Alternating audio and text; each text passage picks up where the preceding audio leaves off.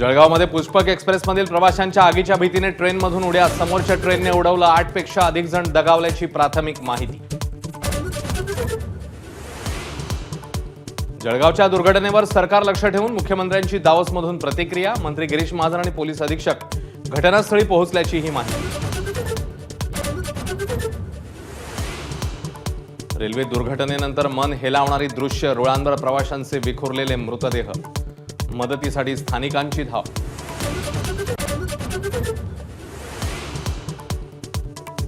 आता वाल्मिक कराडची सर्व आरोपींसह एकत्र चौकशी होणार। मकोका प्रकरणात 14 दिवसांची न्यायालयीन कोठडी, कराडला वैद्यकीय उपकरणं वापरण्याची मुभा। देशमुखांची हत्या झाल्यावर पंकजा मुंडेंचा एकदाच व्हिडिओ कॉल तर धनंजय मुंडेंचा एकदाही फोन आलेला नाही। धनंजय देशमुखांचा नाराजीचा सूर, पालकमंत्री झालेल्या अजित पवारांनाही जाब विचारणार। सरपंच देशमुख हत्या प्रकरणी फरार आरोपी कृष्णा आंधळे मोस्ट वॉन्टेड म्हणून जाहीर। अनेक दिवसांच्या शोधानंतरही आरोपी न सापडल्याने फरार घोषित। ठाव ठिकाणा सांगणाऱ्याला मिळणार बक्षीस।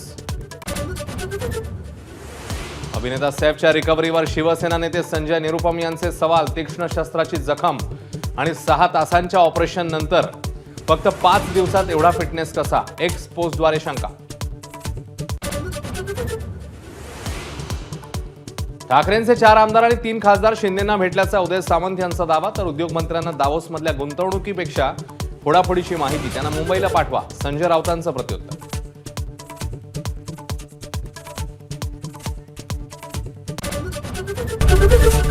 एबीपी माझा, उघडा डोळे बघा नीट।